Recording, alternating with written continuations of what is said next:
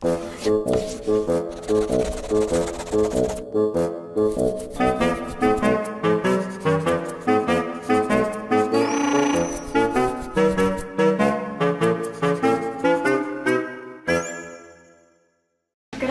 I think some of people here know me. I'm Vickie Ying-En. I'm a student from Inter-Asia Cultural Studies program, University System of Taiwan, based in Jiao Tong University. Yeah. It is really a great honor mixed up with a great anxiety for me to be one of the Professor Nandi's discussant.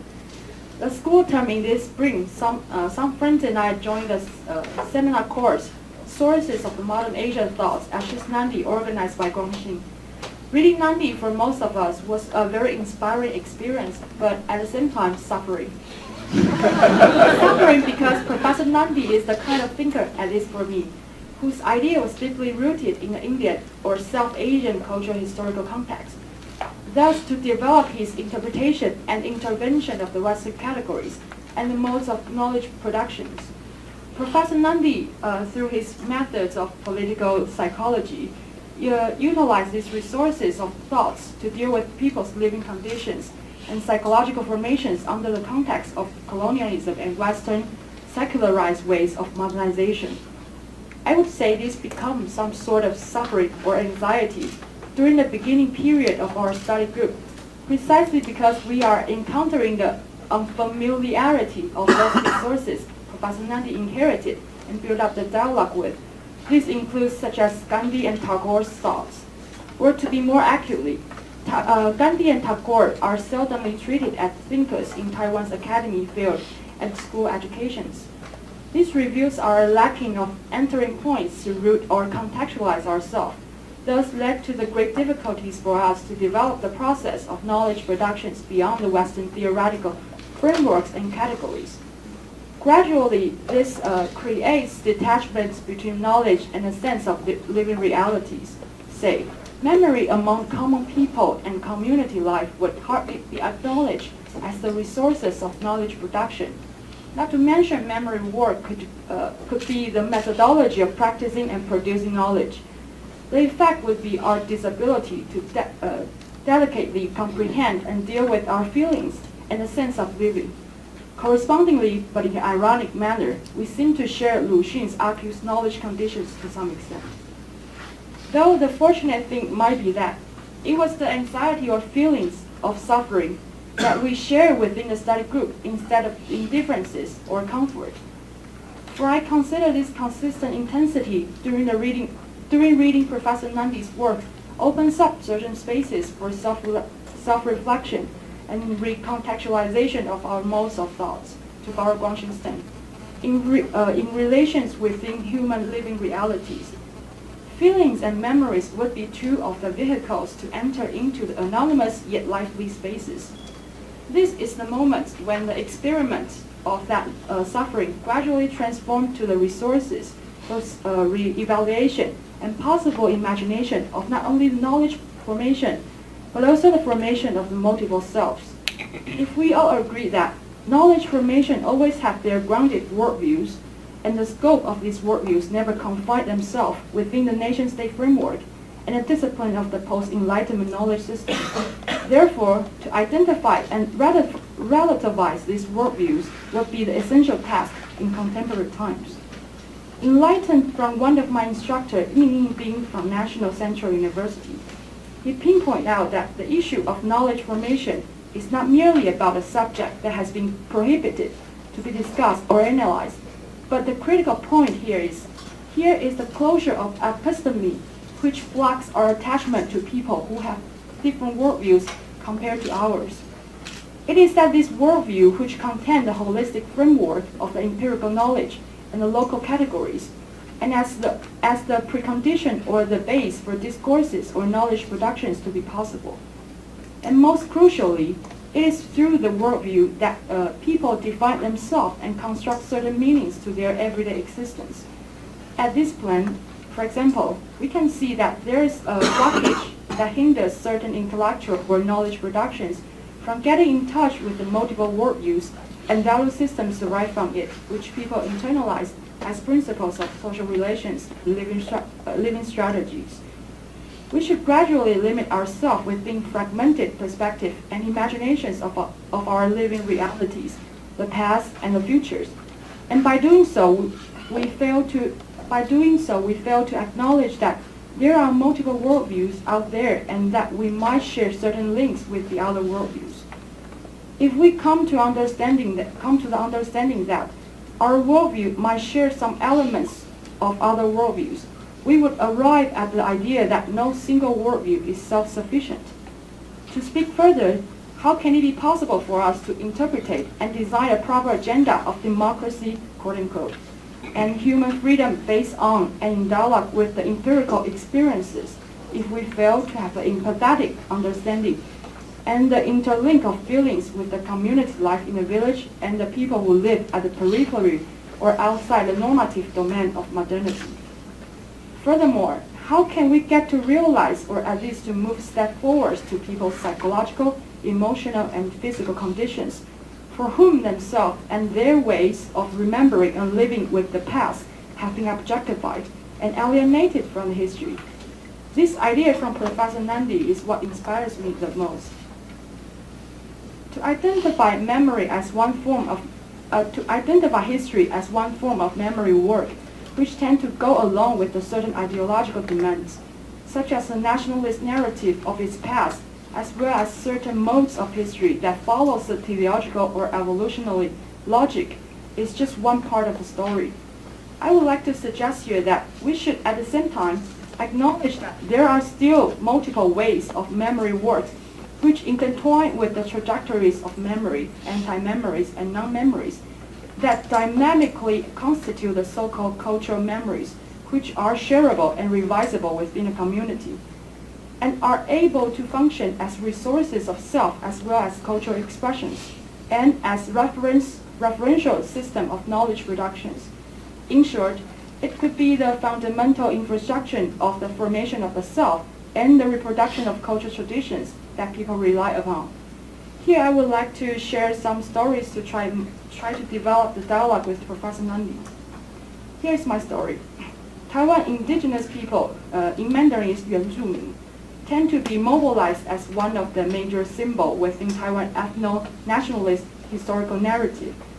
Among the history discourses during my high school years, they were divided into categories of Chinese history, which the course title is simply put as history, the history of Taiwan, and the world history. I remember vividly that the stories of Taiwan indigenous people are always about the history of oppression, from the migration to Han Chinese people in Ming Dynasty to Japanese colonial period.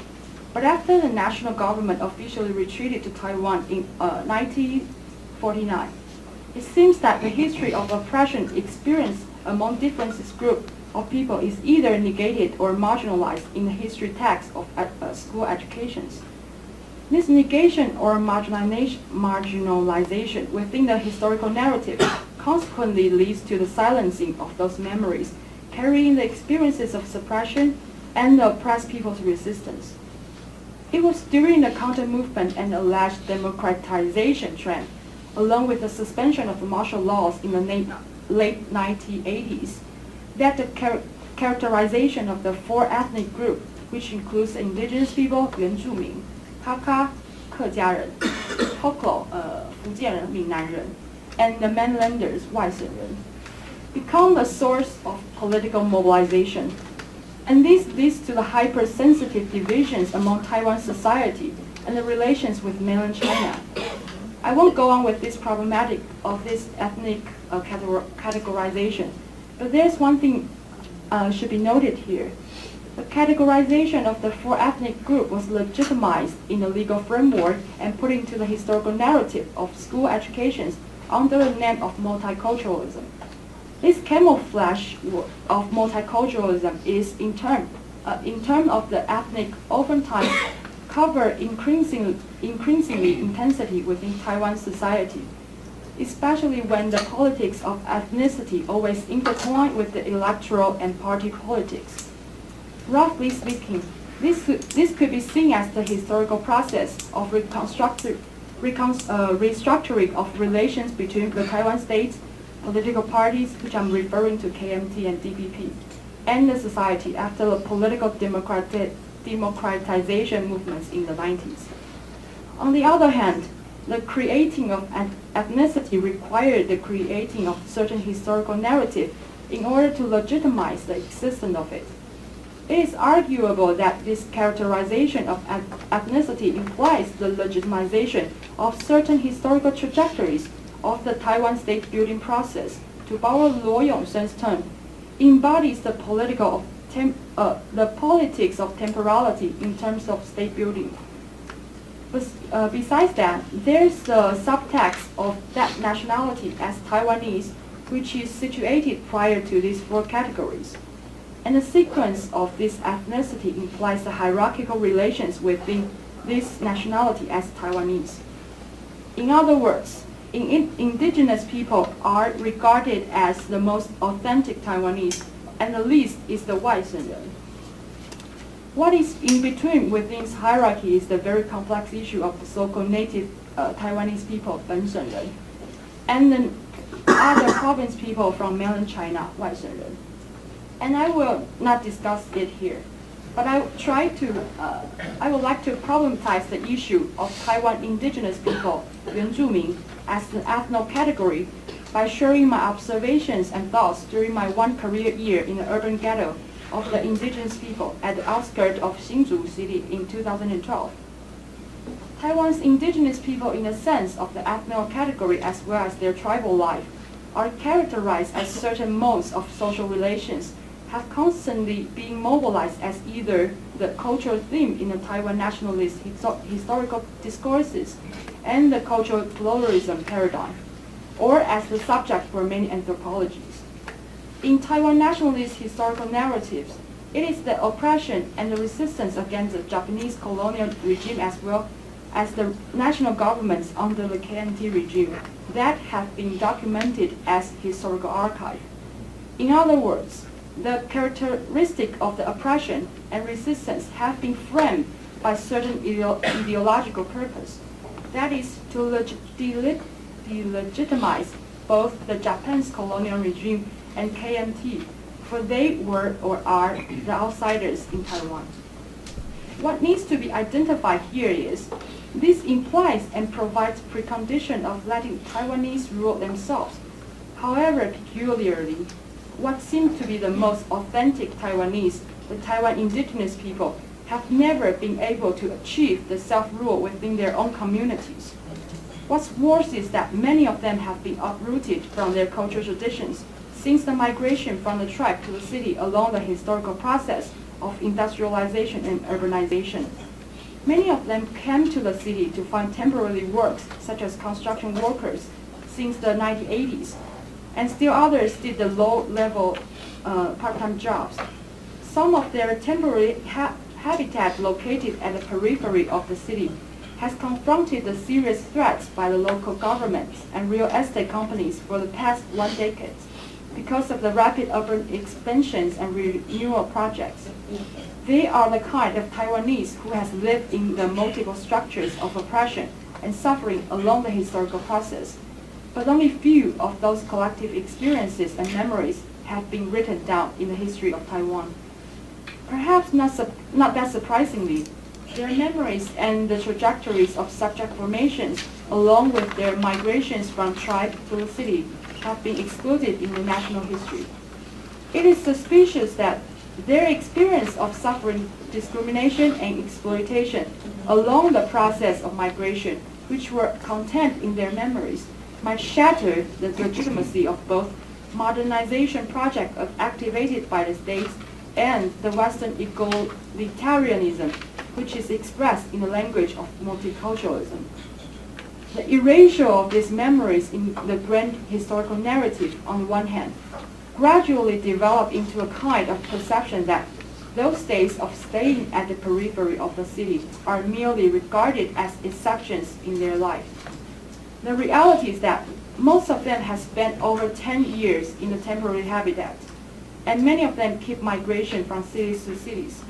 It is this living with uncertainty and intensity in terms of livelihood and psychic conditions that accumulated into their memories and thus structure their feelings and perceptions toward the surrounded world.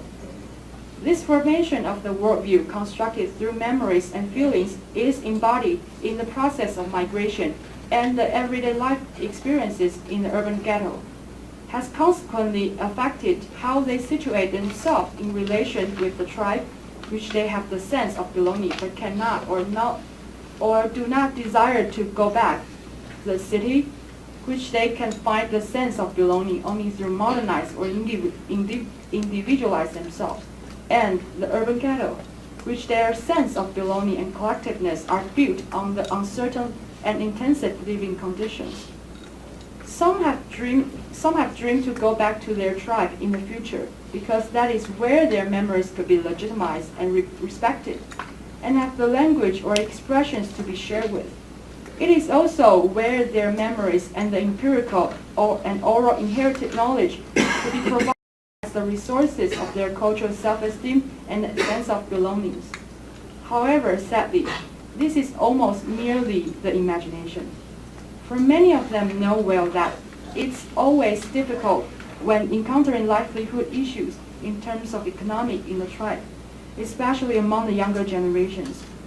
To put it straight, they can barely make a living and gain self-value if they remain in the tribe within the current economical and social surroundings.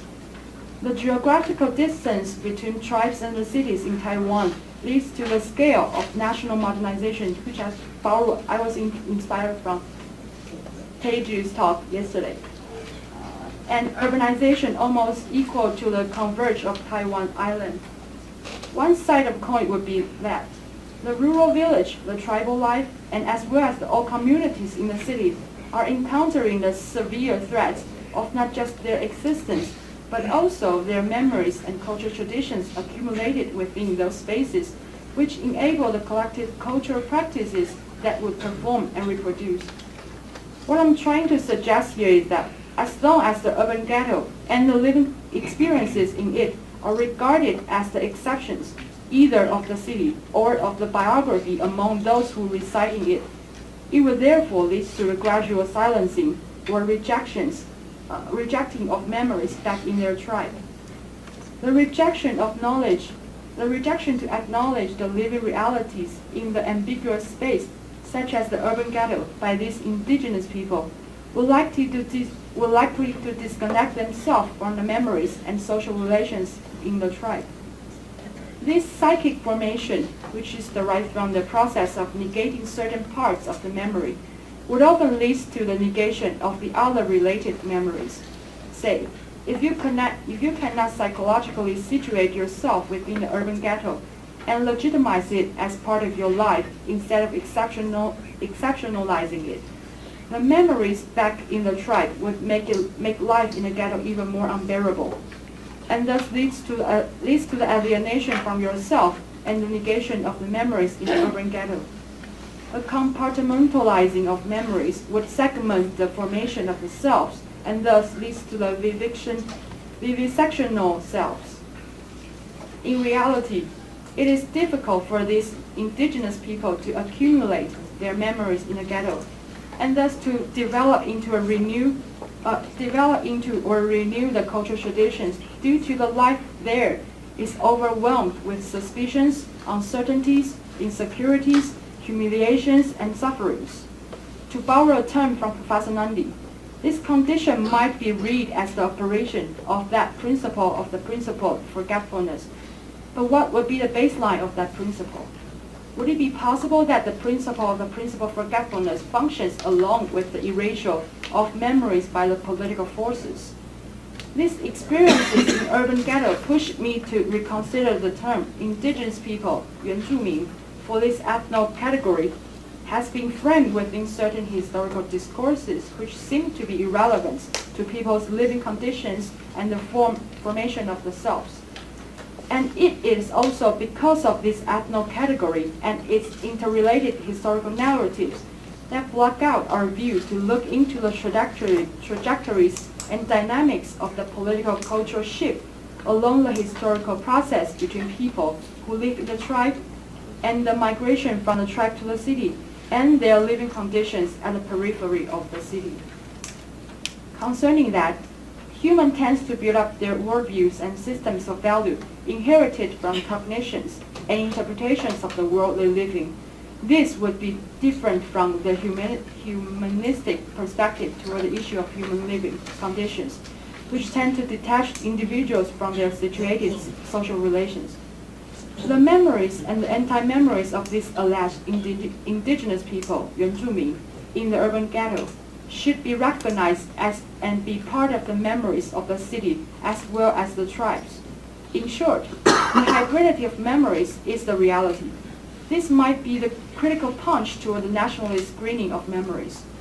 It is through this recognition that enables us to open up our sensibility to track through the trajectories of the human living biographies, which we might find the clues of how the worldviews and the system of values are being bred by the mechanism of memory work. At this point, memory work would be the work of knowledge production, which provide resources for us to critically rethink the issue of the creation of ethnicity within the context of nationalization, national modernization, and urbanization, by taking up the issue of the indigenous people in urban ghetto as the entering point.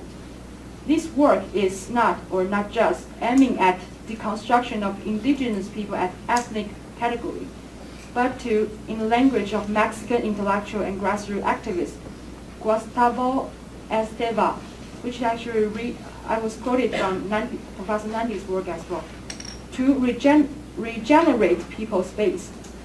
To sum up, this text would not just to tackle with the issue of human living conditions or the memory work waiting to be analyzed or theorized, but to reclaim the site where the realities of human living conditions and their memories are able to be acknowledged through the self-acknowledgement. Thank you.